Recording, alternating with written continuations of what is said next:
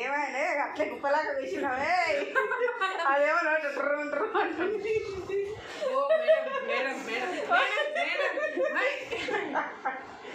దూరం నుంచి చూడైతే దూరం నుంచి చూడు.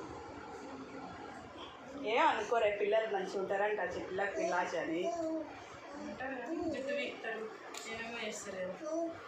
ఇట్లా కూర్చొని చూడేమో కూర్చోకుంటారు.